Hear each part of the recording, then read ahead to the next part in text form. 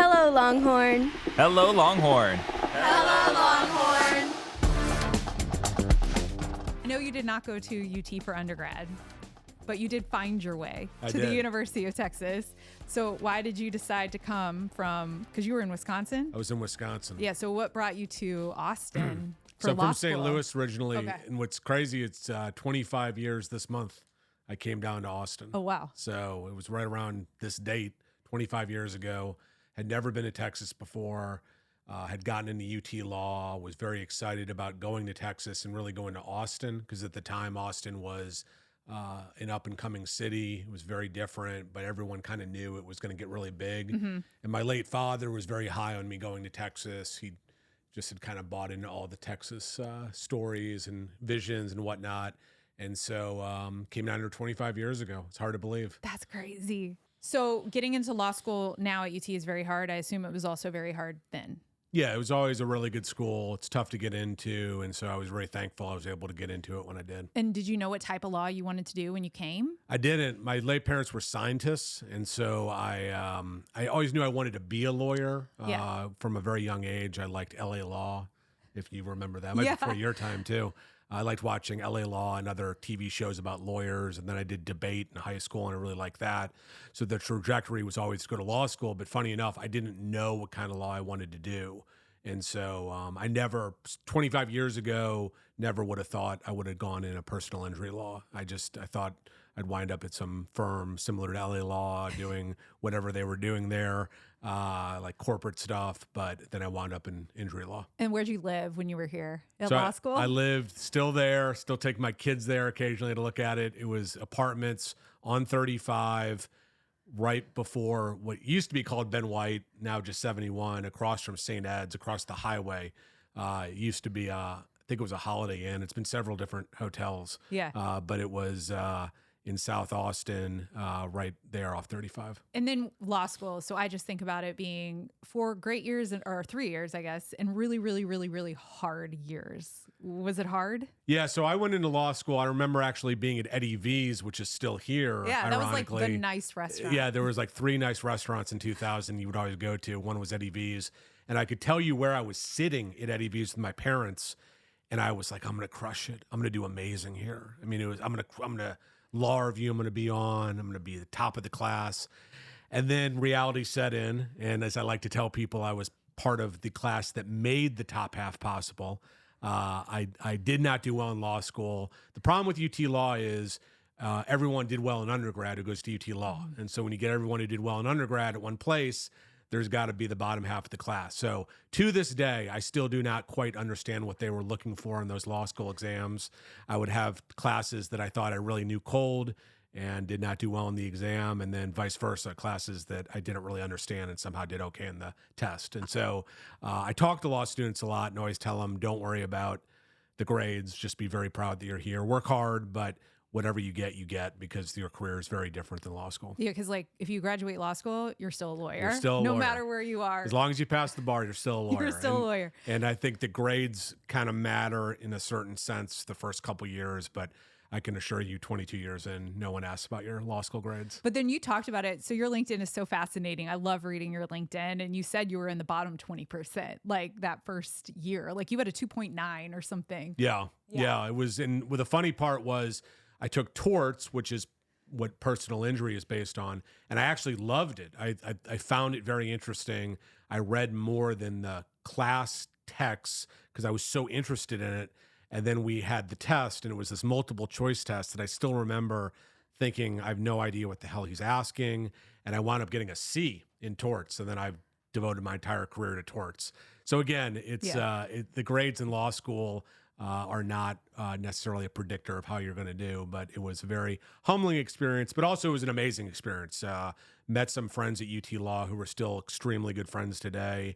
And currently, the current dean of UT Law, Bobby Chesney, has been amazing and has gotten me back involved in the law school along with many others.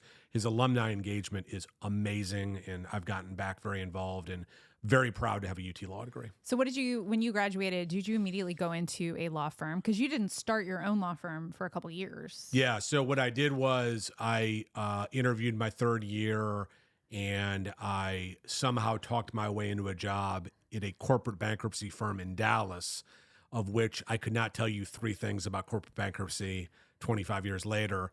But I got this job there and somehow hung on for about 6 to 8 months. Again, not sure how, and eventually was let go because I wasn't really working. I hated it. And so I came back to Austin, called my late father, and I said, I'm going to start my own law firm. And he said, you have no clients, you have no idea what you're doing, and you do not have a lot of money, all of which was true. And he said, go get a job. So I went and got a job, and I was at this job for about 2 weeks. And at the time, I was really into Wisconsin Badger athletics, and we had made the Sweet 16 in basketball. And I was very excited about this game. I'd gone out the night before, was hungover at work, and I felt I needed to take a nap. And so I left work to go take a nap. And apparently, if you leave work and go take a nap because you're hungover, but don't go back to work, it's a problem with some employers. So that night was amazing. The Badgers won the game, made the Elite Eight. We lost, woke up Monday morning, went to work, and was fired. And I remember being very happy I was fired because I didn't like that job either. And at that point, waited a few days because I knew my father would be upset. But I called him and I said, quickly, of course, Dad, I was fired, and I'm going to start my own law firm. And you knew it was going to be personal injury? I didn't know it was going to be personal injury. And so to his credit, he said, you're going to do great. I'm 100% behind you. There was really no other options at that point from his perspective, I'm sure. And so I started. And I will tell you that I started at May 19th, 2005. One of the best days of my life. I was in my one-bedroom apartment in downtown Austin, sent the email, didn't have clients, didn't have a lot of money, didn't really know what I was doing, but I was just very excited to have my own law firm. So it was not an overnight success. It was not a 2-week success. It was not a few years success, but slowly I was able to get clients. And then about a year later, I got into personal injury law. Okay. And so that first client, do you remember when you're a lawyer, we think probably lawyers, oh, they know everything. They're so smart. They're so confident. But that first trial, was it a trial that you went to? Like, is it just terrifying? It was. I mean, I was young and arrogant, and those are good skills to have when you're young because you just kind of think it's going to work out. But it was really more exciting than anything. It was very exciting to get a case. It was very exciting that someone wanted to hire me. And I always tell young lawyers, and I support young lawyers now who start their firms early because I did it and I always want to pay it back. But the truth is, as you noted earlier, when you are a lawyer, you are a lawyer. And for most people in this country, they don't know lawyers. And so when you say I'm a lawyer, most people will just think you're a lawyer without asking a lot more questions about your experience. And so there's certain areas of the law, like personal injury, family law, criminal defense, that people will still hire you if you're young. You know, the CEO of Dell is not going to hire you when you're 30, but many people will. So there are areas like personal injury that have a low barrier to entry. And so what I was able to do was get some good cases early on, some cases that other firms passed on that were difficult. And I just started working them and just kind of put one foot in front of the other. And like, is that why you chose personal injury? Because it was barrier to entry and you could get clients? Or why did you choose? Because I think my dad was a personal injury lawyer, and I never really thought about this until I was thinking, and he's going to be listening. But, you know, there is in some way a calling because you're helping people set up the rest of their life. Yeah. So what I'd say today is you are helping people, and that's a very meaningful part. What I felt at 28 or 29 was I was gambling a lot, and personal injury is very similar to gambling.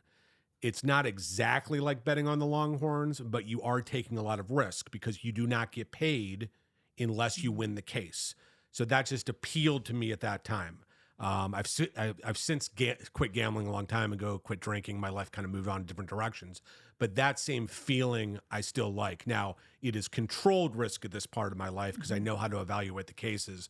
But I think that at that point, I just was excited to have kind of the rush of a case where you don't know how it's going to work out. And if you do well, you can do well and make money for your client, make money for yourself. So that drew me into it. And then also, I just like dealing with regular people. I had other jobs in law school, and right after law school, been dealing with the kind of C-suite executive crowd, the corporate crowd. And I just didn't like that. I liked representing just regular people because it's fun because you have people that are wild and cool and interesting, and some that are terrible. And it's always a different kind of thing you're dealing with each day. Okay, so like that's a good point. So you are on a lot of billboards, Yeah. right? So I don't like you chose to put your face on billboards. Does that bring in a whole different type of clientele because you're on billboards? So I've been advertising for 20 years, and I'll tell you just to date myself, when I started, this was a time in which the internet was around, but you had a lot of older lawyers, your father might be able to speak on this, in 2005, 2007, 2008, that were not even on the internet. Yeah, no. People adopted late. And so I remember getting on the internet early, and this was a time in which Google was like 8 organic links and 3 pay-per-click links, no maps, no photos. And so I was able to quickly get up on Google, and it was an amazing time actually until it got extremely competitive. But to answer your question, so the best cases I get are almost always referrals. So that means a neighbor of mine, a friend from synagogue, somebody who just knows me. And then the advertising kind of increases the name ID and brings in other cases. Some are good, some are not. But I've just always advertised. I like advertising. Part of that is I just wanted to do it early on. And part of it was out of necessity. Some lawyers don't advertise at all, but I've just always enjoyed it. You talk a lot on your LinkedIn that you're very selective about your cases, that you'll only take about 30 at a time. I don't have the scope of what a normal lawyer in personal injury would take. Like, is 30 low? 30 is very low. I mean, Okay. there's firms, the TV firms that you see, they have thousands of cases. Thousands. There's friends of mine that have hundreds of cases. And so my model is set up where I work on about 30 cases that I want to work on, and then I refer generally hundreds of cases out to other firms. So how many calls are you like, so in a day in the life, you're getting calls all Yeah. the time, especially probably, when bad things happen, they're calling you, and then you're deciding if it's a case you want to take. Yeah, so at this point, 20 years in, I'm handling more serious injury cases. And so it's people that have had catastrophic injuries, have been in serious car crashes, truck crashes, and the like. And so for people that are calling me that are not as injured, fender bender type stuff, I just don't handle that stuff anymore. And I just refer it out often to younger lawyers who I know are hustling and want those cases and do a great job on them. And are you getting calls in the middle of the night? Not as much. Not as much. People generally wait to the next day. Do they? If Yeah. something really, really bad happens in the middle of the night, though? So, sometimes you wake up to a phone call in the Okay. middle of the night, but generally, if something happens at night, people are dealing with the hospital and stuff, and they call in the morning. Okay. And because you are dealing with these catastrophic cases, I would assume there's a lot of emotion still tied to it, no matter what, no matter how long you've been doing it.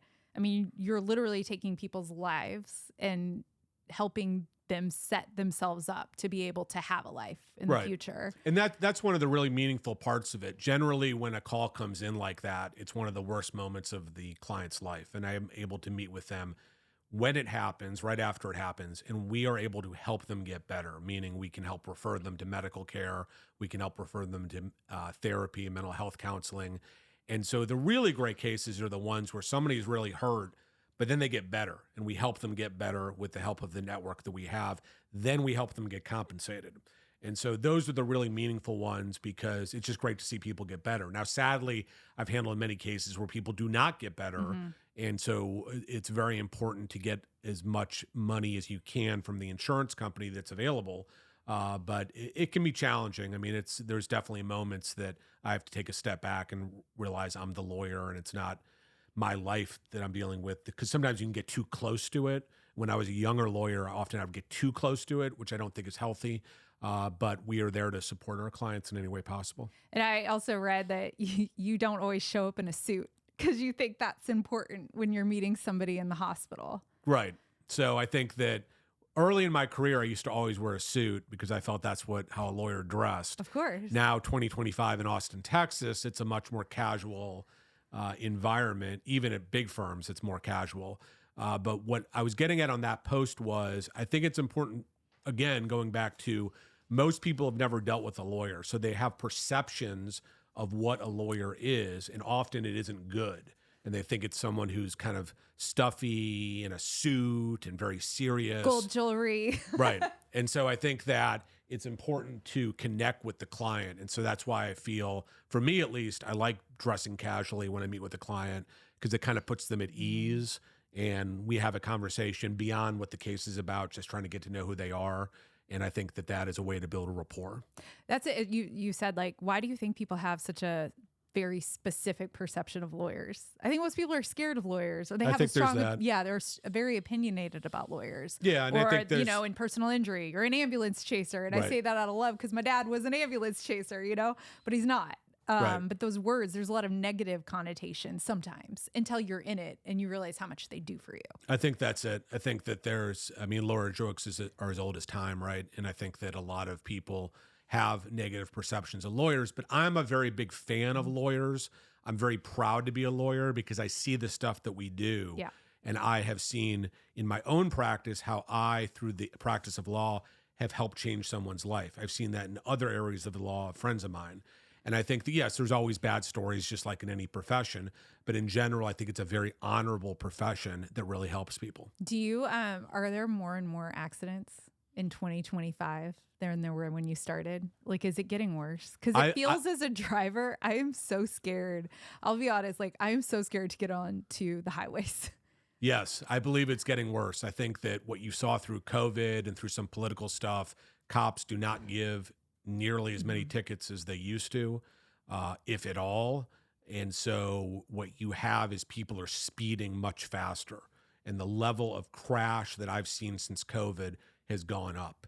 And so I think that there is more serious crashes now.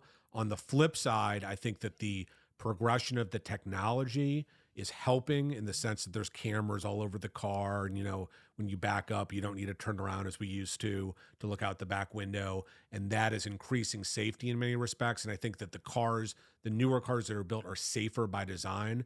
But yes, I think that the level of crashes is more serious now. And how many billboards do you have around town, by the way?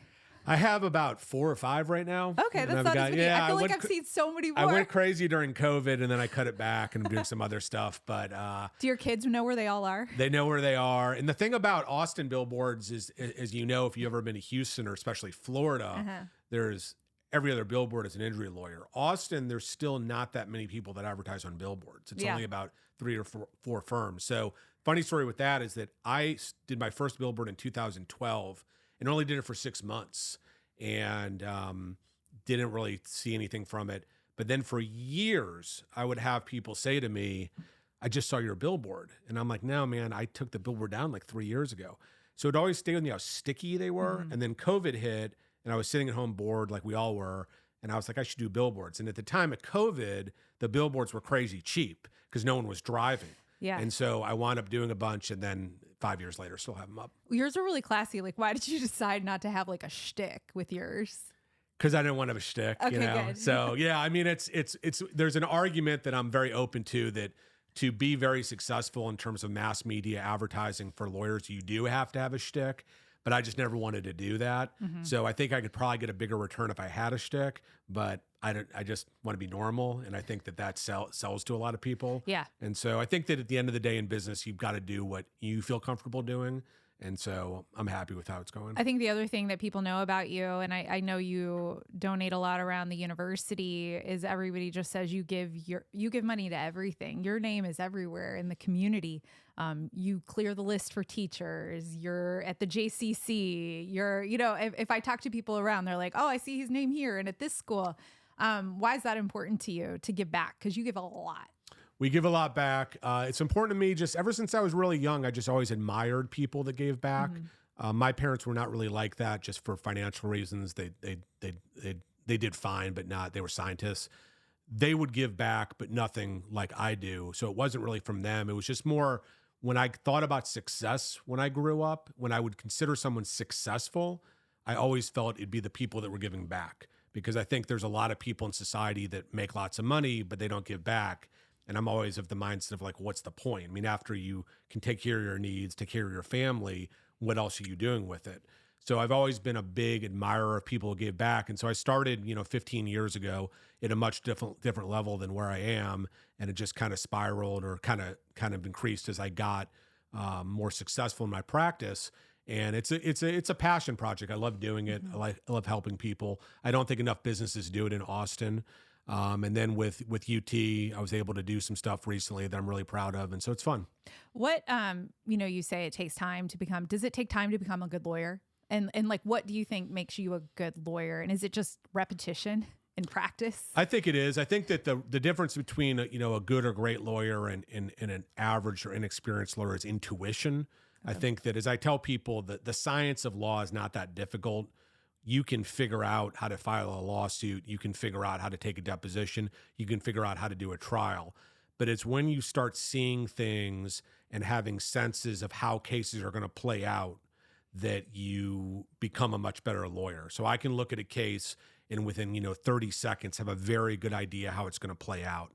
Or I can be in the middle of a case and think, if I make this move now, that's going to cause the insurance company to want to get it settled. Mm-hmm. And that comes from experience. And I find I've actually been thinking about this more and more now 20 years into this, that my intuition is very good these days. And that's just simply because I've done it for a long time. Yeah. What is the hardest part about running a law firm? And how many employees? Is it just you? It's just me and a couple paralegals. Okay. So I have a very lean law firm. The hardest part, I would say, is when you have ungrateful clients or very difficult clients. I'm very selective with the clients that I take, but you're dealing with human beings. So there's times that people get through that things are going fine and then suddenly they aren't. And it's not a lot of these stories, but it always tends to happen a few times of the year. And that's very stressful to me because I don't want to be representing people that are angry at me or that are being completely unreasonable or being threatening. And that, as being a lawyer, you deal with that at times. And so that's probably the hardest part. The clients that are good to normal to fine are great. The clients that just do as I advise and don't cause problems. But I think that when you have difficult clients, it's the hardest part. What have you learned about people being a lawyer? That's a very broad question. I mean, I think people are good. I haven't seen the bad side of people. Okay. I think people are good. I think that when you have difficult clients, I think people bring the baggage with them. Mm-hmm. I think there's mental health issues in this country, and that's really what it is. It's not me as the lawyer. It's that they've dealt with stuff in their life before they've come to me and it manifests to me. But broadly speaking, and in contrast to some of the stereotypes of personal injury law, I represent great people. Mm-hmm. There's the tort reform crowd is always trying to paint a picture that injury clients are these terrible people that are trying to leech off the insurance companies and are bad. Nothing like that at all. I mean, it's people that do not want to be in this position, truly. I mean, no one wants to wake up in a hospital laying there for the next 8 days with a broken leg. And so it's normal people that are in this situation, and then you get to help them. Yeah.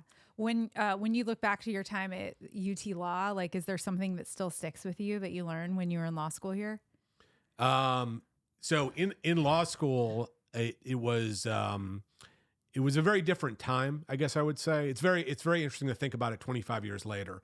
I think that the law school at the time did not do as well as a job as Dean Chesney and his team are doing right now of connecting with the students on a personal level. Mm-hmm. UT Law always has had a reputation as being a big firm law school, meaning that the focus was to try to get people to join big firms. And the entire approach when I was there was about big firms. So no one ever spoke at UT Law about starting a personal injury law firm. I don't remember people talking about family law or criminal law. And what then happened was, because of the economy in 2008, all the jobs at big firms decreased or got much harder to go to. And so I am eternally thankful for what Dean Chesney has done of having the career counseling talk more about, look, if you don't make it to Vincent and Elkins, it's fine. You can do personal injury. You can do criminal law. You can go work for the Attorney General. And so that's like my main memory at UT Law. When I was there, they didn't have enough of that. And that's why I'm such a big fan now, because they've changed that. And what advice do you give to, I guess, undergrads that want to go to law school? What advice do you give? I'm always a big fan on trying to go work for a lawyer, get an internship. Can you do that in undergrad? I think so. Okay. I mean, I unfortunately don't have the space to do it. Or I don't do it. But some of the firms do. But some of the firms programs. do. Try to go get some experience to see if you actually want to be a lawyer. Because if you have no experience with it, it's different when you're actually doing it. Yeah. So I would say that, first of all, I would say that I'm very happy with the way my career went. But if I had to do over again, I might want to work for a few years before law school, be a little older. I think I would have done better in law school. But at the end of the day, if you want to be a lawyer, then I think going to law school is a great idea. And advice for somebody who wants to start their own law firm? I say do it. I'm a very, very big believer in it. I think that many people wait too long to do it. And I always liken it, again, dating myself here, but there was the Indiana Jones, I think it was part 3. There was a moment, the leap of faith scene, in which he is looking at the abyss, which there's this deep hole, and he has to take a step out, and he thinks he's going to fall. And he takes the step out, and then a bridge comes out. That to me is starting your own law firm. That once you take the step, you think you're going to fail, you think you're going to fall, the bridge will come out. And then suddenly there'll be people helping. This case will pop up. This will go the right way. And one of the greatest joys of my career is I have had conversations with young lawyers exactly like this. And then they do it. And then 3 years later, 5 years later, there's one 10 years later, they've got 9 lawyers. They're crushing it. Yeah. And so I just think that, especially in this town and in this state, lawyers are very good about helping each other. So this is a question, just dumb question, but like what costs are there when you're starting your own law firm? Like how much money are you having to put in yourself to try a case? It could be anything, I guess. Right. Sky's the limit. So it's cheaper than ever. You know, I started at a time where everyone felt you had to get your own space. Oh, like an office. Like an actual office with walls and stuff. Yeah. And I was ahead of the curve in that I just went to Regis, which was a forerunner of WeWork, and got a mailbox. And so I was officing out of my apartment. But I wouldn't tell anyone this because I thought I'd be judged and this and that. Fast forward 20 years, no one blinks an eye at that anymore. I mean, I tell people I work mostly from home. After COVID, you know, you can do everything online. And so the point being, you don't need to go sign a 5-year lease. You don't need to go get an actual office unless you want to. What you need is a website. That's your storefront. That's all you need. You can get a website made for, $2,000-$3,000. And then once you get the nuts and bolts of get legal malpractice insurance, get this, that, and the other, the startup costs I think are pretty low these days, 10 to 15,000 maybe. Okay. And so the name of the game, as you know, is you got to get the clients. And that's kind of a whole separate discussion of how you get the clients. But startup costs for law firms are very low. LinkedIn, does it help you get clients? Because again, I'm telling you, LinkedIn is so fascinating. You just do such a great job of giving some insight into what you do and why it's important to have a lawyer if your neighbor's dog bites you. Things that I just don't think about. Right. You do a really thoughtful, great job. You're a really good writer. I assume you're writing them. Yeah. But does that also help you get clients? Like social media and being a thought leader? Without a doubt. Social media is a massive way I get clients. I'm very active on LinkedIn, very active on Twitter, now X. I think that I encourage young lawyers to be active on social media because it's free. I mean, you don't need to be spending tons of money on social media. And what I encourage young lawyers to do is post about your cases, post about your victories, get people to know what you do. Because many of your friends, when you say I'm a lawyer, they don't know exactly what you do. And so I think that social media is an incredible vehicle for young lawyers and anybody in business just to get the word out without spending tons of money. It's interesting that because you will, I mean, of course, you're not saying names, but you do talk about cases. My father is a vault. I've never known a single thing he's done because as a lawyer back in the day, I think that's just what you did. You did not speak of it. He came home. I have no idea what he did. So I think maybe even I'm like interested in what you're doing because I'm like, oh, he was doing stuff like that.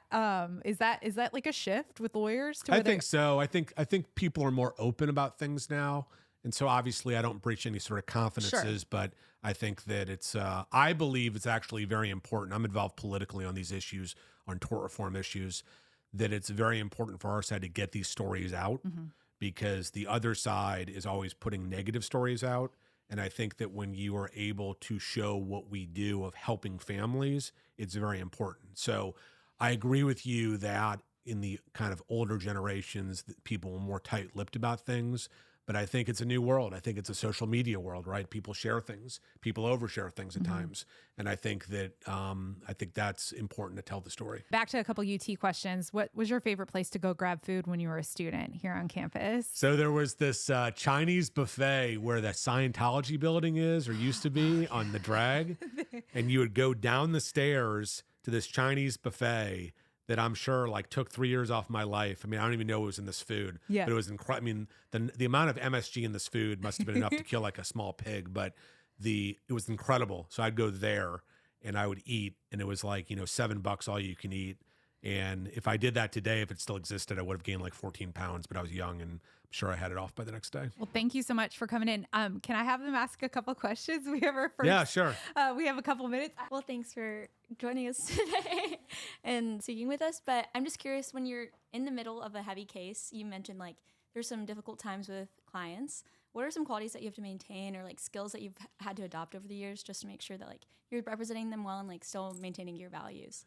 That's a great question. So the immediate thing that comes to mind is don't do it over text message, meaning when you get a nasty text from a client who's upset, the inclination that we all have, whether it's your age or my age or older, is to always text back, right?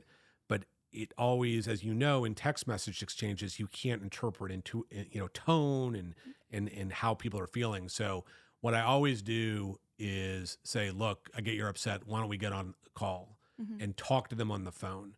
And most of the time at that point, you can kind of calm them down.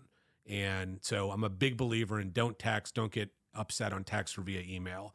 And then the other thing is that there's certain points in which if you feel the attorney-client relationship is such where it's just not a good person, and you don't want that person in your life, then you just got to end it. You just got to say, look, it's not working, and you should find another lawyer. Thank you. Hi, so my name's Trey. I'm a music performance major, but I am planning on going pre-law. Great. And so I was just wondering, as you went through law school and eventually into your career, what resource or quality about yourself do you think was most valuable to you? I would say my ability to do public speaking. I'm a big believer that you should work on public speaking from a young age, because once you feel confident public speaking, then you feel confident speaking to clients, speaking to judges, speaking to people in your life. And I think one of the skills of being a successful lawyer is just having the ability to talk to people, just to BS with people. And I think you'll see the top lawyers all have that skill. And that's a skill you can develop just by talking to people, just by doing public speaking, giving speeches, whatever it is, to get over the fear of talking to someone new. I guess that brings me to the second part of my question, which you already kind of answered, but do you have any like specific ideas of how you worked on that skill throughout your prep for your career? Yeah, I mean, like I said, I did debate when I was in high school, so I learned how to speak from an early age. And then just over the years, I got more confident in talking to people. And so I think a skill is just something where, you're sitting by someone at a football game or wherever you are and just strike up a conversation with someone.